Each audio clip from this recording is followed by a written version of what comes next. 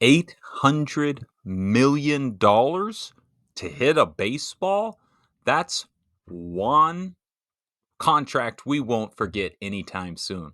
Jedediah Collins here with the Money Vehicle Movement podcast, where we're trying to make financial literacy more current and possibly even a little cooler.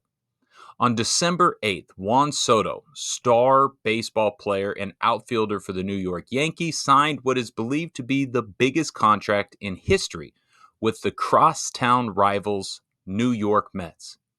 It's a 15-year deal worth $765 million.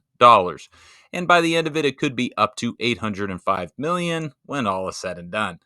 There's no way around it. This is an absolutely massive deal to hit a tiny flying objects. It even eclipses last year's 10-year, $700 million contract signed by Shohei Ohtani with the Los Angeles Dodgers, which after a World Series turned out to be a very good investment, and dwarfs the 14-year, $340 million contract signed by Fernando Tatis Jr., and the San Diego Padres a few years ago. It's bigger than any contract in the NBA, NFL, NHL, or MLS. It's absolutely a mammoth deal. And with all of that money, we're going to talk a little bit about the taxes Soto will pay. Remember, Juan is still a W 2 employee of the New York Mets. He doesn't own them yet, he doesn't do anything. And with that, he is not the business owner. Our tax code in the United States has a lot of benefits for business owners where they can reduce their tax liability by writing off expenses. However, as an employee, which Juan remains, you miss out on many of those benefits. To make it simple, let's assume that Soto's contract pays him evenly across the duration of the term, 15 years, which would be about $51 million per year. And let's also assume that he didn't take deductions or use methods to try to reduce his tax bill. This would put Juan in the top marginal federal tax rate, which is the next dollar he makes, marginal, of 37%.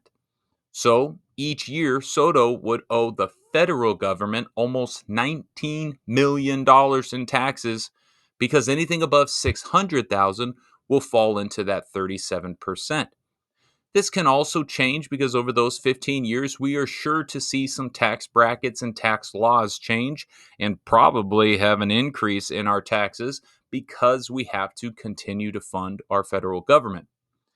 And let's not forget, the states have an income tax too. Soto, assuming he's going to live in New York playing for the Mets, would also be subject to state income taxes, of which in New York, the top bracket is 10.9, averaged out to 11% to just live in New York. So that would be $5.5 million if he played all his games in New York. But since he will play in states without state income, teams like the Seattle Mariners or Miami Marlins, he will avoid some of that state income tax and have lower rates in other states than New York and California's 10%. So on average, let's assume he's going to pay about $4 million a year in state income taxes. That's known as the jock tax, created by the Lakers versus Bulls championship back in 1991 when California got upset that MJ stole the Lakers title. So if we're combining the state and federal income taxes, Soto could owe just about $23 million in taxes, almost half of his annual salary each year. Again, we're talking about an absurd amount of money here, and no one feels bad for Juan, but it's probably fair to see that his financial team will have a lot of work to do. He's going to have to avoid or reduce some of this tax liability. He'll save, he'll spend, and he'll invest, and maybe he'll fund a company, maybe he'll even start a charity or a nonprofit, amongst many other things he can do with just under $800 million. This calls out the need for every professional athlete to have what we call the A team.